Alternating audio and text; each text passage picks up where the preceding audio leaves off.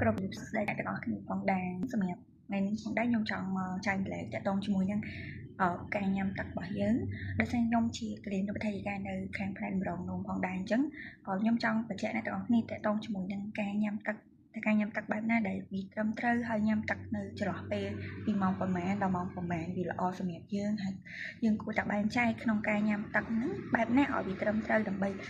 ការពារកុំឲ្យយើងញ៉ាំទឹកច្រើនពេកទៅធ្វើឲ្យរំខានទៅដល់ការធ្វើការប្រចាំថ្ងៃរបស់យើងហើយបើសិនជាយើងញ៉ាំទឹកនៅពេលយប់ជ្រៅខ្លាំងពេកវាធ្វើឲ្យយើងត្រូវក្រោក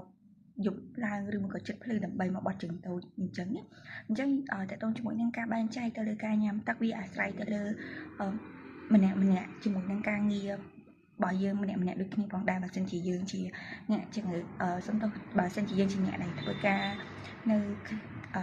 ខាង office ឬមកក៏អត់ត្រូវការប្រើប្រាស់កម្លាំងពលកម្មច្រើនទេអញ្ចឹងការញ៉ាំទឹកក៏វា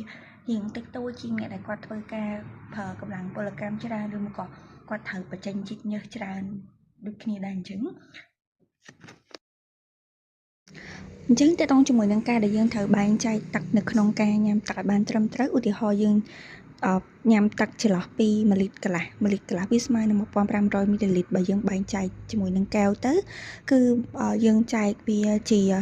15កែវអញ្ចឹងមានន័យថាក្នុងមួយកែវយើងអាចបែងចែកវាជា200មីលីលីត្រអញ្ចឹងយើងអាចញ៉ាំម្ដងមួយកែវអាចយើងញ៉ាំរាល់ចន្លោះពី1ម៉ោងទៅ2ម៉ោងម្ដងយើងអាចចាក់ទឹកហ្នឹងម្ដងមួយកែវដើម្បីញ៉ាំគ្រប់15ដងអញ្ចឹងយើងញ៉ាំនៅចន្លោះពីម៉ោង8ព្រឹករហូតដល់ម៉ោង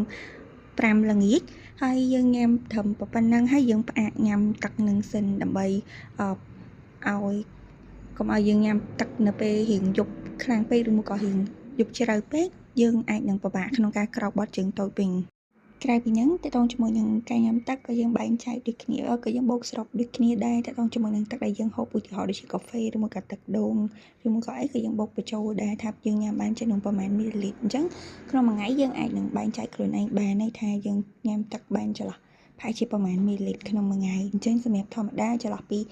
គេឲ្យយើងញ៉ាំទឹកចន្លោះពី1លីត្រកន្លះទៅ12លីត្រប៉ុន្តែវាមិនអាស្រ័យទៅលើអញ្ចឹងទាំងអស់គ្នាទេវាអាស្រ័យទៅលើបរិមាណគីឡូកម្ពស់របស់យើងជាមួយនឹងការងារប្រចាំថ្ងៃរបស់យើងបន្ថែមផងដែរអញ្ចឹងអ្វីដែលខ្ញុំចង់បញ្ជាក់នៅទាំងអស់គ្នាមានតែប៉ុណ្្នឹងទេមានអីចង់បន្ថែមឬមកក៏ recommend អីបន្ថែមអាច comment នៅខាងក្រោមបន្ថែមបានអរគុណច្រើន